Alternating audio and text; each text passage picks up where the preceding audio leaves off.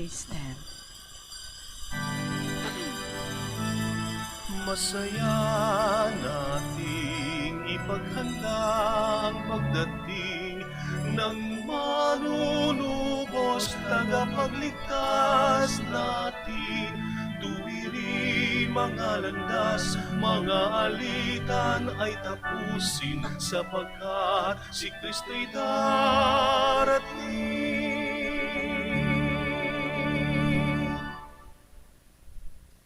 In the name of the Father, and of the Son, and of the Holy Spirit. Amen. The grace of our Lord Jesus Christ, and the love of God, and the communion of the Holy Spirit be with you all. And with your spirit. Good morning, everyone. Good morning, Welcome Father. to the Minor Basilica of Our Lady of the Holy Rosary. Let's begin our celebration by first calling to mind all our sins and all our failures, and we ask God for forgiveness and strength.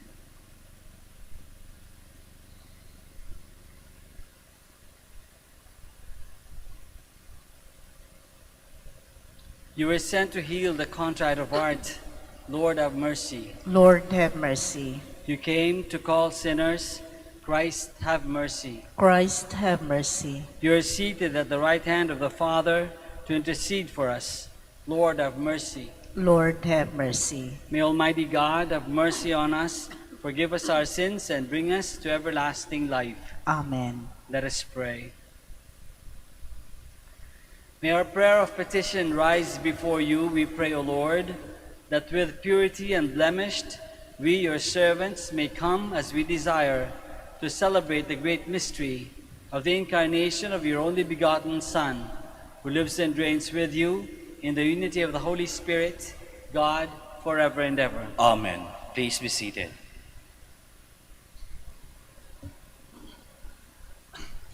A reading from the book of the prophet Isaiah. The desert and the parched land will exult, the steppe will rejoice and bloom. They will bloom with abundant flowers and rejoice with joyful song. The glory of Lebanon will be given to them, the splendor of Carmel and Sharon. They will see the glory of the Lord, the splendor of our God. Strengthen the hands that are feeble, make firm the knees that are weak. Say to those whose hearts are frightened, be strong, fear not. Here is your God, he comes with vindication. With divine recompense, he comes to save you. Then will the eyes of the blind be opened, the ears of the deaf be cleared. Then will the lame leap like a stag, then the tongue of the mute will sing. Streams will burst forth in the desert and rivers in the steppe. The burning sands will become pools, and the thirsty ground springs of water. The abode where jackals lurk will be a marsh for the reed and the papyrus. A highway will be there, called the Holy Way. No one unclean may pass over it, nor fools go astray on it. No lion will be there, nor beast of prey go up to be met upon it. It is for those with a journey to make, and on it the redeemed will walk. Those whom the Lord has ransomed will return and enter Zion singing, crowned with everlasting joy. They will meet with joy and gladness, sorrow and mourning will flee. The word of the Lord. Thanks be to God. Our God will come to save us. Our God will come to save us. I will hear what God proclaims, the Lord, for he proclaims peace to his people. Near indeed is his salvation to those who fear him, glory dwelling in our land. Our God will come to save us. Kindness and truth shall meet, justice and peace shall kiss. Truth shall spring out of the earth, and justice shall look down from heaven. Our God will come to save us. The Lord himself will give his benefits. Our land shall yield its increase. Justice shall walk before him, and salvation along the way of his steps. Our God will come to save us. Please stand. Alleluia, alleluia. Behold, the King will come, the Lord of the earth, and he himself will lift the yoke of our captivity. Alleluia, alleluia.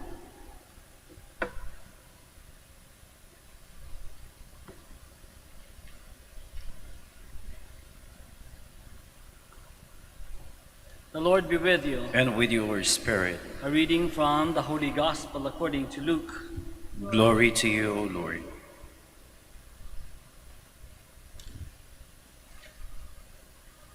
One day, as Jesus was teaching, Pharisees and teachers of the law who had come from every village of Galilee and Judea and Jerusalem were sitting there, and the power of the Lord was with him for healing.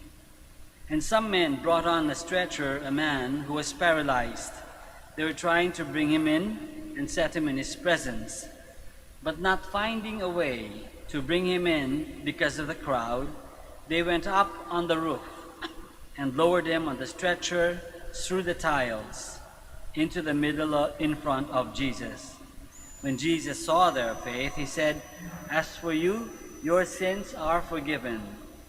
Then the scribes and Pharisees began to ask themselves, "Who is this who speaks blasphemies? Who but God alone can forgive sins?" Jesus knew their thoughts and said to them in reply, "What are you thinking in your hearts? Which is easier to say, 'Your sins are forgiven,' or to say, 'Rise and walk'?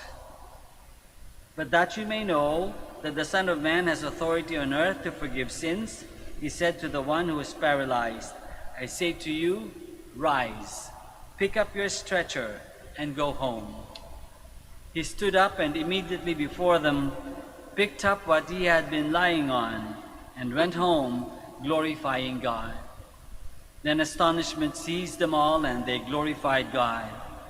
And struck with awe, they said, "We have seen incredible things today." The Gospel of the Lord. Praise to you, Lord Jesus Christ. Please be seated. Magandang umaga po ulit sa inyong lahat, and welcome to the Minor Basilica of Our Lady of the Holy Rosary. Meron tayong expression sa Filipino. Alam ko kung meron katumbas ito sa English. But anyway, sa Filipino sabi, kung di makuha sa santong dasalan, daanin sa santong paspasan. Diba? Ayaw ko kung narinig nyo na yun. Pero matanda na ito, matagal na. Bata pa ako, naririnig ko na ito eh. Kung di makuha sa santong dasalan, daanin sa santong paspasan. Ibig sabihin, if you can't get something in a nice way, nicely, get it by force. So, desidido. Ibig sabihin, desididong makuha o magawa kung ano yung ginugusto. It shows to us, somehow it shows to us faith, or if not faith, a perseverance. No? Napakita sa atin yung paniniwala na yung other person will be there for you. And he or she will not let you down or abandon you. So, nagtitiwala siya na hindi ka iiwanan, hindi ka ilalaglag. Sa gospel na nabasa natin, merong isang paralitiko na tao at meron siyang mga kasamahan. No? Habang nagpapagaling si Jesus doon sa isang bahay, ng mga tao na may crowd, no? Na nagdadala sa kanya ng mga may sakit. So itong paralitiko ay dala-dala ng kanyang mga kaibigan. Of course, kasi hindi siya makalakad. Paralitiko nga, di ba? So dala-dala siya on a stretcher. Kaso pagdating dun sa bahay, hindi makapasok kasi maraming tao, right? So ginawa naisip ng mga nagdadala sa kanya, kung ayaw nyo kami papasukin, pupunta kami dun sa bubong, tinanggal yung mga tao, binutasan yung bubong at dun inihulog yung tao na naka-stretcher. All stretcher and the paralytic person went down through the roof, no? Dahil binutasan nila yung bubong. Kundi ako man si Jesus, magugulat ako, I will be impressed by the perseverance of these people, no? Gusto nila talaga tulungan yung kanilang kasama, at yung paralitiko naman gustong pumayag doon na ihulog siya, ibaba siya galing sa bubong. I too will be impressed, just as Jesus was. So it shows to us the faith of the paralytic and the people who brought him. Paniniwala na si Jesus ay makakapagpagaling sa kanya kahit anong mangyari, kahit kung hindi makuha sa santong dasalan, santong paspasan, bubutasin natin yung bubong para lang may baba yung paralitiko, para mapagaling yung paralitiko. And that's what they did. They couldn't go through the crowd the normal way. They bore a hole through the roof. And Jesus saw not only the need of the paralytic, but Jesus saw their faith. Jesus saw their faith. Nakita niyo yung pananampalataya ng mga tao nagdala at yung paralitiko na ibaba siya dun galing sa bubong.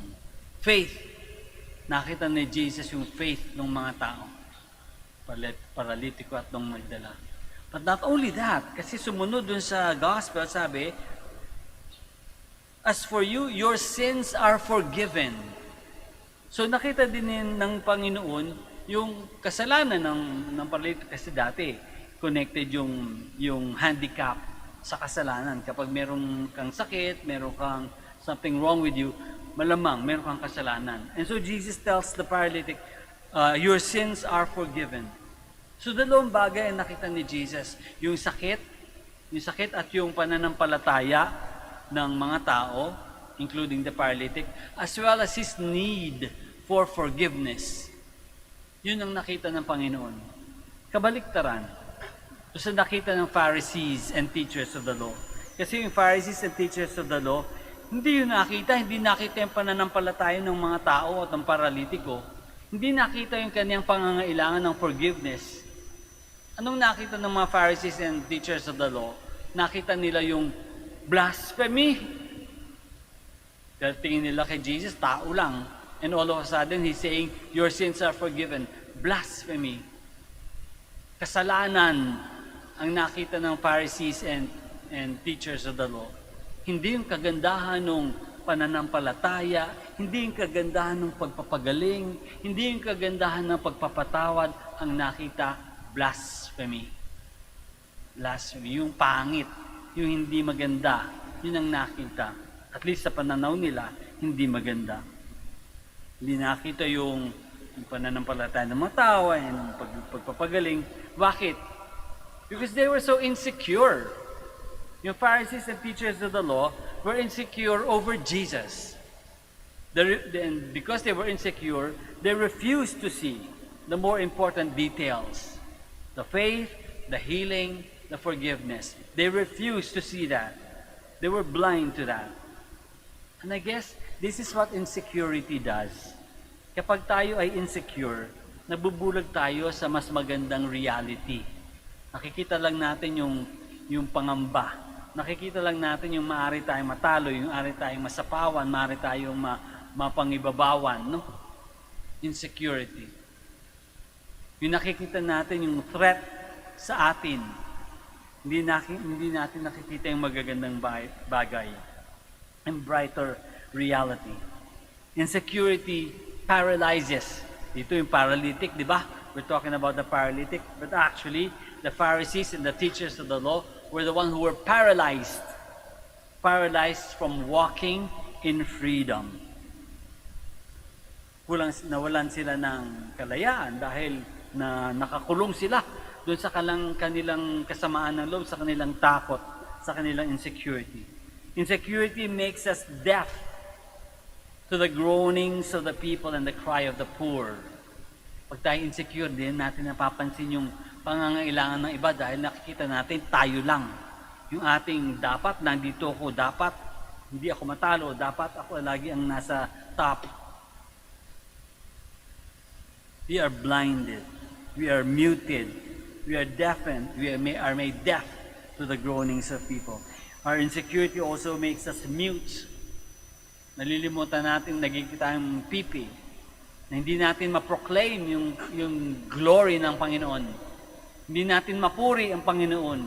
Dahil again, tayo nakafocus sa ating kakulangan, sa ating takot, sa ating pangamba. So, anong sinasabi sa atin ng gospel? Anong tinuturo sa atin ng gospel? Una, believe in the love of God, in the power of God, in the mercy and forgiveness of God. Believe and in the love of God. Ang tayo dun, upgrade tayo dun sa believing in the love of God. Be the love of God. Love like God. So not only do we believe in the love of God, we should also live in the love of God and love like God. Trust in the mercy of God, in the forgiveness of God, but also be the source of forgiveness.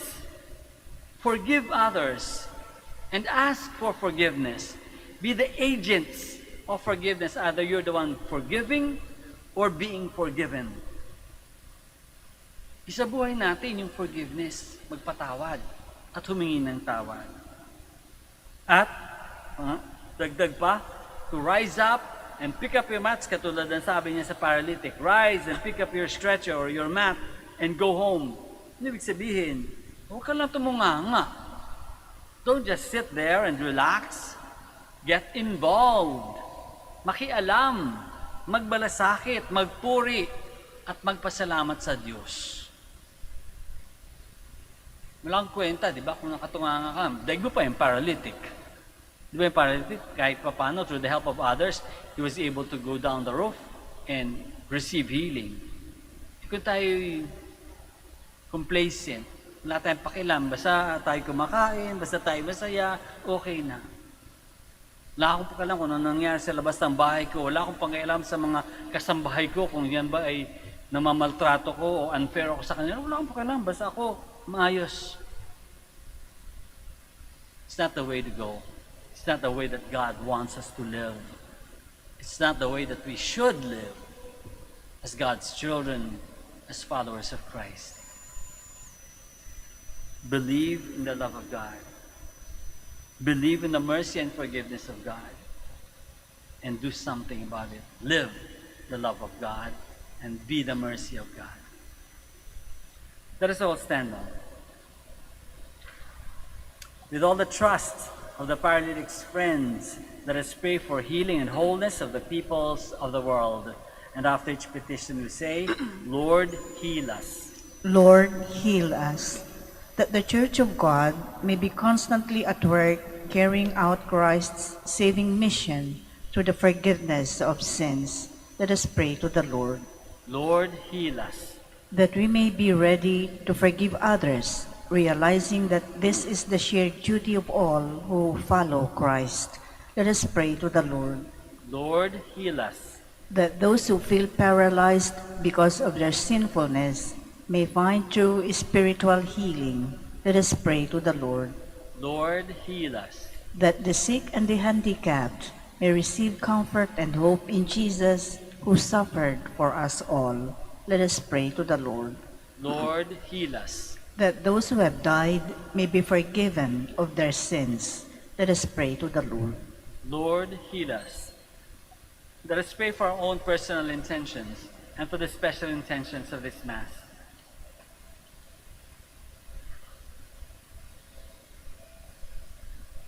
We pray to the Lord. Lord, heal us. Heavenly Father, we thank you for the forgiveness shown to us by your Son. May we in turn show forgiveness to all who have offended us. We make our prayer through Christ our Lord. Amen. Please be seated.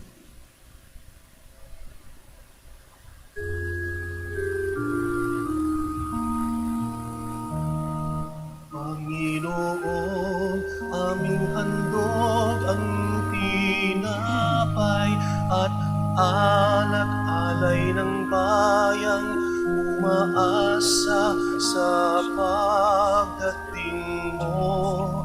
Gayon din aming hinahanda ang aming puso upang dito'y manahan ka sa pagdating mo. Panginoon, aming handog ang tinapay at alak-alay ng bayang umaasa sa pagdating mo. Gayon din aming inahanda ang aming puso upang dito'y manahan ka sa pagdating mo. Please stand. Pray, my dear friends, that our sacrifice may be acceptable to God, the Almighty Father. May the Lord accept the sacrifice at your hands for the praise and glory of his name, for our good and the good of all his holy church.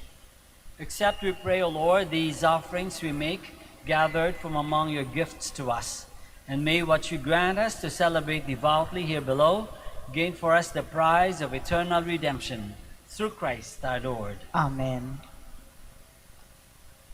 The Lord be with you. And with your spirit, Lift up your hearts. we lift them up to the Lord. Let us give thanks to the Lord our God. It is right and just. It is truly right and just, our duty and our salvation, always and everywhere, to give you thanks, Lord, Holy Father, Almighty and eternal God, through Christ our Lord. For he assumed at his first coming the lowliness of human flesh, and so fulfilled the design you formed long ago, and opened for us the way to eternal salvation, that when he comes again in glory and majesty, and all is at last made manifest, we who watch for that day may inherit the great promise in which now we dare to hope. And so with angels and archangels, with thrones and dominions, and with all the hosts and powers of heaven, we sing the hymn of your glory, as without end we acclaim.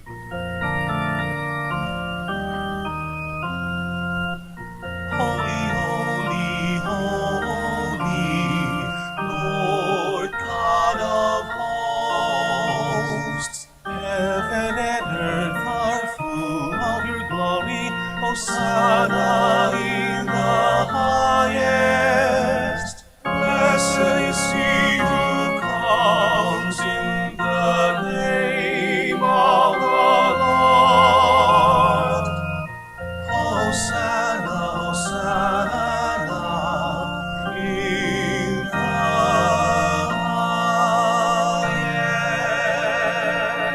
highest. Please kneel.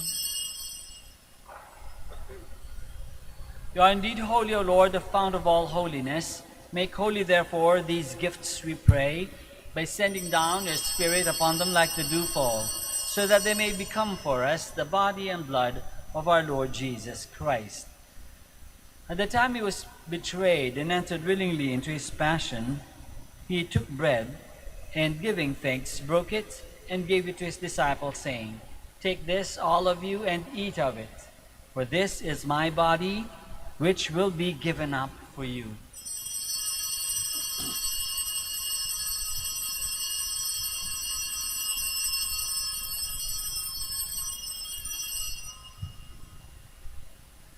In a similar way, when supper was ended, he took the chalice, and once more, giving thanks, he gave it to his disciples, saying, "Take this, all of you, and drink from it, for this is the chalice of my blood, the blood of the new and eternal covenant, which will be poured out for you and for many for the forgiveness of sins. Do this in memory of me."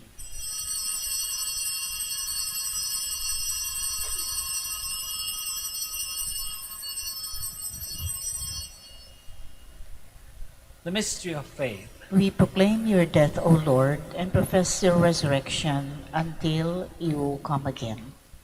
Therefore, as we celebrate the memorial of his death and resurrection, we offer you, Lord, the bread of life and the chalice of salvation, giving thanks that you have held us worthy to be in your presence and minister to you.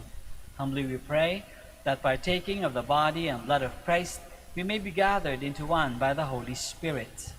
Remember, Lord, your church spread throughout the world, and bring her to the fullness of charity, together with Francis, our Pope, and Socrates, our Bishop, and all the clergy. Remember also our brothers and sisters who have fallen asleep in the hope of the resurrection, and all who have died in your mercy. Welcome them into the light of your face. Have mercy on us all, we pray, that with the Blessed Virgin Mary, Mother of God, with Saint Joseph, our most chaste spouse, with the blessed apostles and all the saints who have pleased you throughout the ages, we may merit to be co-heirs to eternal life, and may praise and glorify you through your Son, Jesus Christ. through him, and with him, and in him, O God, Almighty Father, in the unity of the Holy Spirit, all glory and honor is yours, forever and ever. Amen. Please stand. Let us pray now to our Father in heaven in the words that our Lord himself has taught us.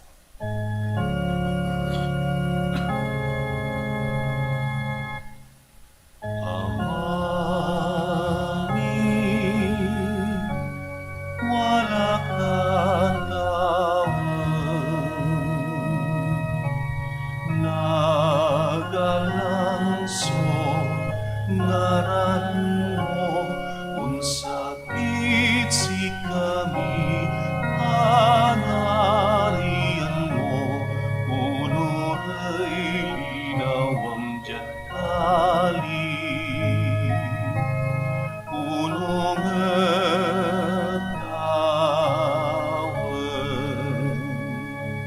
sa ikanan minilagaw-agaw, idermot si kami naluhaya, dan pandien mo'y kasalanan mi, punong nga panaman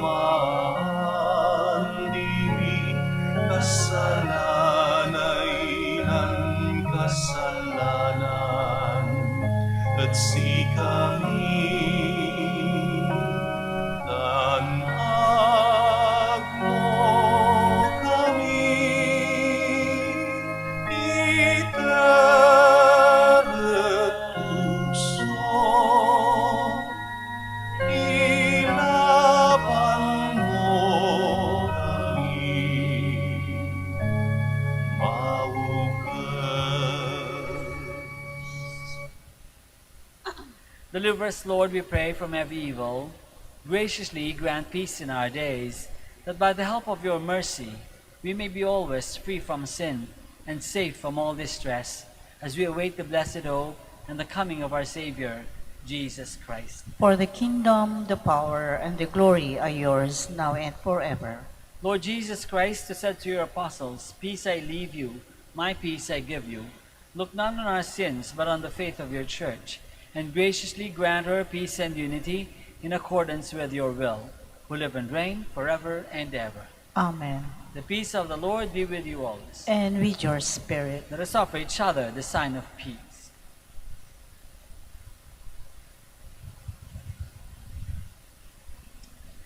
Lamb of God, You take away the sins of the world, have mercy on us. Lamb of God, you take away the sins of the world, have mercy on us. Lamb of God, you take away the sins of the world, grant us peace. Please kneel.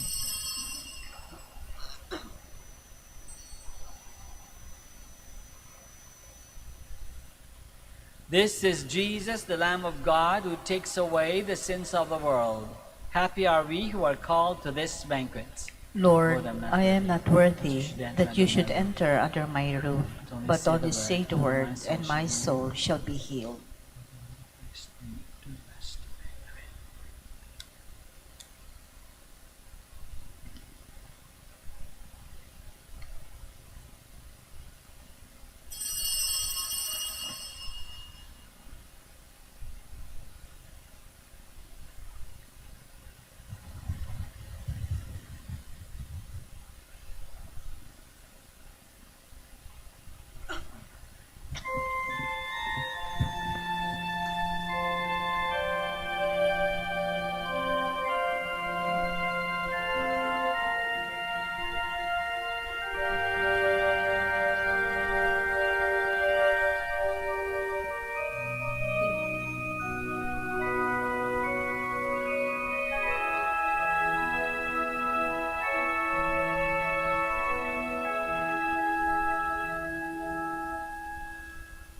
Kay gulo ng ng mundo, hirap sa kuna at lungkot, kaya't sama-sama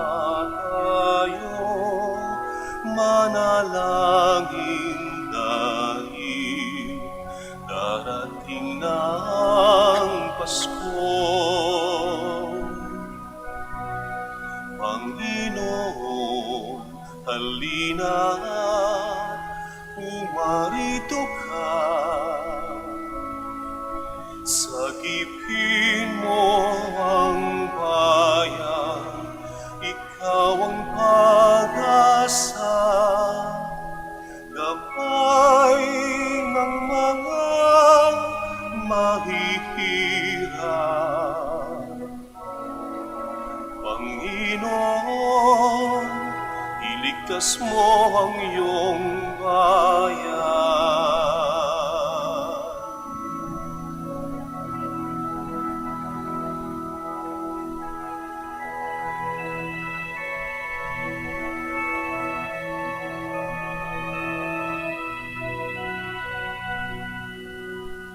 Di ba't kay saya dapat ng Pasko? Kung bawat pamilya ay buo, kaya idalangin natin ang bawat tahanan bago sumapit ang Pasko.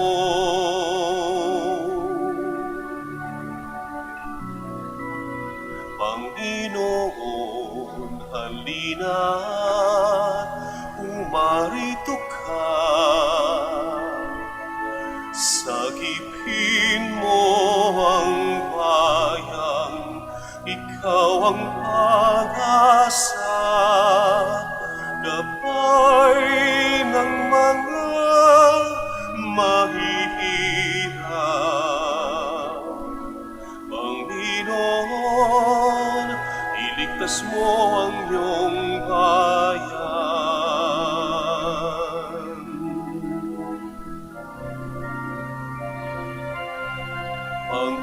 Panginoon, halina't umarito ka. Sagipin mo ang bayan, ikaw ang pag-asa. Gabay ng mga mahihirap.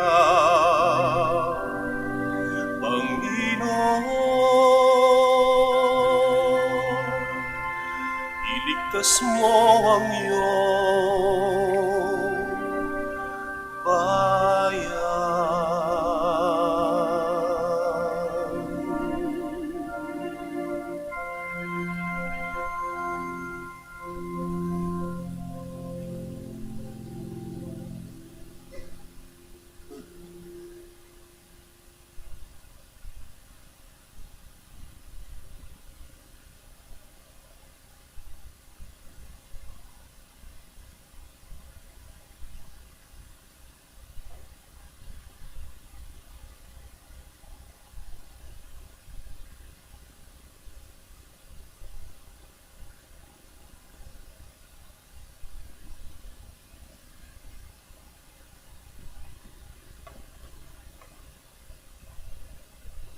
Please kneel for the prayer for the elections. Let us pray that the forthcoming national and local elections may truly reflect the will of the Lord who guides the destinies of nations. Let us pray together.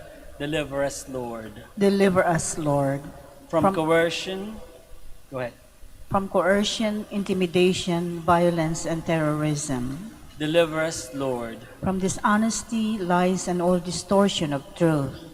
Deliver us, Lord. From bribery, graft, and all conspiracy for fraud. Deliver us, Lord. From gullibility to the deceptive and blindness of perspective. Deliver us, Lord. From threats, intimidation, and perverse language. Deliver us, Lord. Let us pray together. Hear us, Lord. Hear us, Lord, that conscience may always be our ultimate norm, Hear us, Lord. that the common good may always be our highest goal, Hear us, Lord. that human dignity may be respected all the time, Hear us, Lord. that the poor and the weak may always have the priority, Hear us, Lord. that care for creation may never be ignored, Hear us, Lord. that solidarity may guide the path of peace and development, Hear us, Lord. that genuine fear of God and love of neighbors may guide those who seek public office. Hear us, Lord. Let us pray. Shepherd of souls and Savior of the nations, politics is your gift to us, a call to serve others and grow in holiness. Guide our politics as you guide our lives. May our political engagement for voters and candidates bring glory to your loving name and help us grow in holiness forever and ever. Amen. Please stand.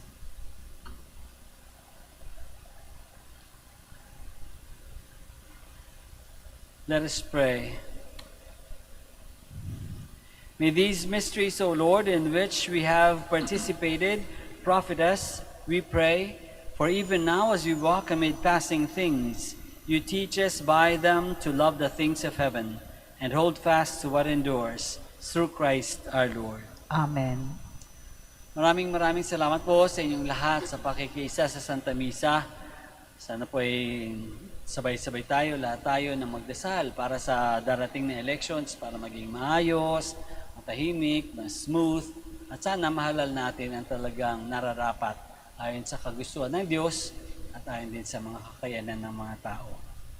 The Lord be with you. And with your spirit. May Almighty God bless you all, the Father and the Son and the Holy Spirit. Amen. The Mass is ended. We go in the peace and the love of Christ. Thanks be to God, We now bless the sick and your religious articles. Our help us in the name of the Lord. who made heaven and earth.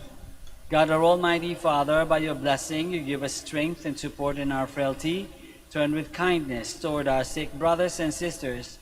Free them from all illness and restore them to good health through the intercession of Our Lady of the Rosary of Manaoag, so that in the sure knowledge of your goodness they will gratefully bless your holy name.